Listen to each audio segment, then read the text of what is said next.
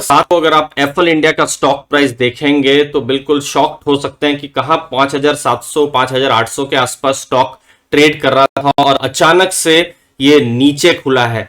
तो दोस्तों यहां आपको घबराना नहीं है, क्या हुआ है, क्या होने जा रहा है, सब कुछ दोस्तों इस वीडियो में हम आपको डिटेल में बताने वाले हैं। देखिए सबसे पहले ये एनएसई का मैंने स्क्रीनशॉट लिया है एफएल इंडिया के बारे में। देखिए सबसे इंपॉर्टेंट चीज जो मैं आपका ध्यान में लेकर जाऊंगा, ये देखिए फेस वैल्यू 10 की है एफएल इंडिया की। ये जब मैं वीडियो 5 तारीख को बना रहा हूं, लेकिन 7 तारीख को यही फेस वैल्यू चेंज होके 2 की हो जाएगी। इसका मतलब है एफएल इंडिया का जो स्टॉक है वो स्प्लिट हो जाएगा। मतलब ये जो 10 की फेस वैल्यू आपने देखी थी वो 2 की हो जाएगी। तो इसमें आपको किस हिसाब से फर्क पड़ेगा वो हम समझते हैं। देखिए मैंने एक हाइपोथेटिकल एग्जांपल लिया है, मैंने एक एजम्पशन लिया है कि समझ लीजिए अक्टूबर 6 को 6000 रुपए में स्टॉक प्राइस बंद होता है।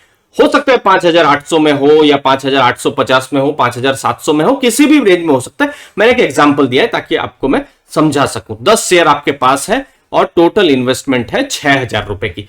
तो 7 तारीख को आप देखेंगे स्टॉक प्राइस इसके हिसाब से अगर आप देखेंगे तो 1200 रुपए के आसपास ये खुल रहा है। अब यहां पर चेंज क्या होगा, देखिए फेस वैल्यू 2 की हुई है, यहां पर स्प्लिट हुआ है शेयर, तो यहां पर जो आपके पास जो पुराने 10 शेयर हैं वो तो रहे ही, आपको एडिशनल 40 शेयर मिल जाएंगे। ठीक है, मतलब आपके जो टोटल शेयर हैं वो हो जाएंगे 50 शेयर हो जाएंगे, 50 शेयर हो जाएंगे और स्टॉक प्राइस हम अज्यूम कर लेते हैं 1200 का रहेगा। तो 1200 इंटू 50 60,000 का रहेगा। अब देखिए 5800 में बंद होता है तो स्टॉक प्राइस जो है वो 1160 में खुलेगा। तो ये 6 तारीख का जो क्लोजिंग प्राइस है उसके हिसाब से रहेगा। अब देखिए बहुत लोग यहां पर ऐसा भी घबरा के सोच सकते हैं कि अरे मैंने तो स्टॉक 4000 में लिया था।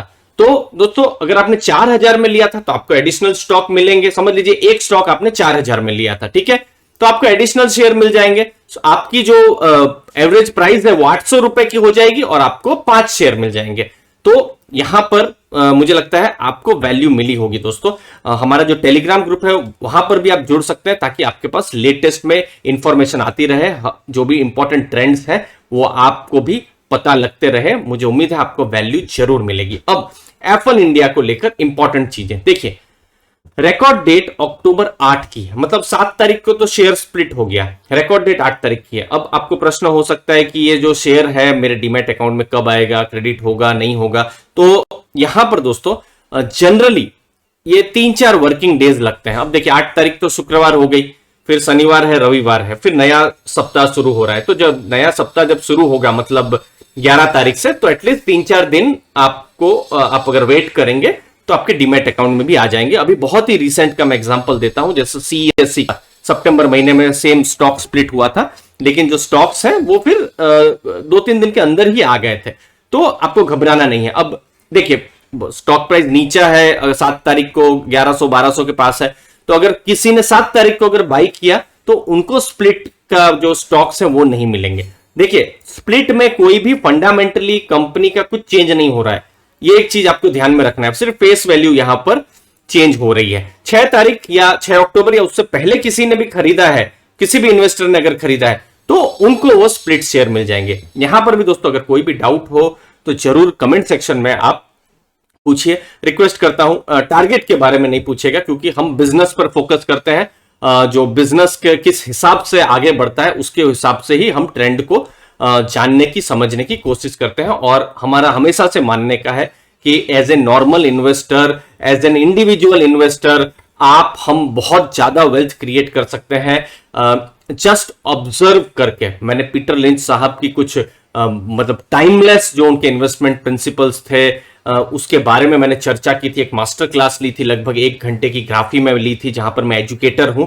आप वो मास्टर क्लास भी देख सकते हैं इन्वेस्टिंग, बिगनर्स इन्वेस्टिंग के लिए। मुझे उम्मीद है वहां पर भी आपको वैल्यू जरूर मिलेगी। अब हम एप्पल के बिजनेस पे जाते हैं। अगर हम बिजनेस समझ गए तो फिर प्राइस इतना मायने नहीं रखेगा। प्राइस नीचे भी हो तो भी चिंता नहीं है, प्राइस ऊपर भी हो तो भी ज्यादा सोचने का नहीं रहता है। देखिए टेक्नोलॉजी कंपनी है और आपका अगर आप जब मोबाइल देखते हैं तो बहुत बार होता है ना, मोबाइल में एडवर्टाइजमेंट आती है, आप कुछ ढूंढ रहे होते हैं, उससे रिलेटेड ही एडवर्टाइजमेंट आनी शुरू हो जाती है। आपने कुछ फूड के बारे में ढूंढना शुरू किया तो कहीं स्विगी की एडवर्टाइजमेंट आनी शुरू हो जाती है। तो कंज्यूमर रिकमेंडेशन और कन्वर्जेशन जो है, कन्वर्जन है, वो एप्पल काम करती है अगर इसके बिजनेस को संक्षेप में देखें। बहुत ही ग्रोइंग बिजनेस भी है। और ग्रोइंग बिजनेस क्यों है? इन 4 कैटेगरीज में है। 4 कैटेगरीज मतलब EFGH। इन EFGH से लगभग 90% से ऊपर का रेवेन्यू एप्पल इंडिया को मिलता है। मतलब ई कॉमर्स, एजुटेक और एंटरटेनमेंट, F से fintech, FMCG food tech, G से गेमिंग, गवर्नमेंट, ग्रोसरीज, H से हेल्थ टेक। तो वहां से ही मैक्सिमम रेवेन्यू मिल रहा है। अगर आप इस थीम पर पॉजिटिव है तो आपके लिए एप्पल इंडिया बिल्कुल रिसर्च वाला स्टॉक बनता है। ग्रोइंग कंपनी है। पिछले साल का जून और इस साल के जून का क्वार्टर की अगर तुलना करें तो लगभग 70% रेवेन्यू ग्रोथ हुआ है, 57% का पैड ग्रोथ भी हुआ है। क्वार्टर टू क्वार्टर भी अगर आप देखें, मतलब मार्च क्वार्टर और जून क्वार्टर में, तो प्रॉफिट भी जो है 11% बढ़ा है, जो कि मुझे लगता है एक अच्छा खासा ग्रोथ है। Return ratio, return on capital employed 16% की है, जो मुझे लगता है अच्छी खासी है। रिटर्न ऑन इक्विटी 37% है। रिटर्न ऑन कैपिटल एम्प्लॉयड और ROE को हम लोग बहुत, मैं इनफैक्ट जब भी पुराने आपने मेरी रिसर्च देखी होगी तो मैं इन दोनों रेशियोज पर बहुत ज्यादा फोकस करता हूं, जो मुझे लगता है स्ट्रांग है। थोड़ा सा कंपनी में डेट जरूर है 0.16x, लेकिन डेट अगर 0.7 0.8 हो, क्रेडिट रेटिंग खराब हो तो थोड़ी चिंता की बात रहती है। 0.16 मुझे लगता है अभी बहुत चिंता करने की अभी बात अभी नहीं आई है। बाकी कैश फ्लो है कंपनी के पास, ऑपरेटिंग कैश फ्लो अभी है। क्वार्टरली परफॉर्मेंस ट्रेंड में बताऊं तो एक स्ट्रॉन्ग परफॉर्मेंस है। देखिए ईयर ऑन ईयर अगर आप ग्रोथ देखें तो लगभग 70% की ग्रोथ हुई है। अगर आप Q1 अगर देखें पिछले साल और इस साल के बारे में, 50% बिजनेस भारत से आता है और बाहर से भी आता है। एबिटा मार्जिन अगर देखेंगे 23% का है और प्रॉफिट मार्जिन 19% के आसपास है, जो कि एक ठीक ठाक मार्जिन है। देखिए मार्जिन भी बहुत जरूरी है, प्रॉफिट कर ले लेकिन मार्जिन ना हो तो क्या फायदा। तो 19% मार्जिन अच्छा है और प्रॉफिट ग्रो भी हो रहा है। तो एक ग्रोइंग कंपनी है, प्रॉफिट मेकिंग कंपनी है, रेवेन्यू भी ग्रो कर रहा है कंपनी का। तो ये बेसिक चीजें एप्पल पे के बारे में थी। अब मेरे लिए अभी नेक्स्ट ट्रिगर रहेगा वो होगा Q2 का रिजल्ट। रिस्क भी है क्योंकि इंटरनेट बिजनेस है, कितना सस्टेनेबल है नहीं है वो टाइम ही बताएगा दोस्तों। तो उस रिस्क को भी हमको आपको ध्यान में रखना है। Q2 का रिजल्ट आएगा, क्या इंपॉर्टेंट चीजें रहेगी हम आपके साथ वो भी शेयर करेंगे दोस्तों। आपको कोई भी ये जो अभी स्टॉक स्प्लिट हुआ है उससे रिलेटेड कोई भी डाउट होंगे 7 तारीख को तो जरूर कमेंट सेक्शन में आप पूछिए दोस्तों, मैं उसका जवाब दूंगा। आपके कीमती समय के लिए बहुत बहुत धन्यवाद। चैनल को दोस्तों जरूर सब्सक्राइब कर रखिए ताकि आपके पास वैल्यू मिलती रहे। धन्यवाद दोस्तों, थैंक यू वेरी मच।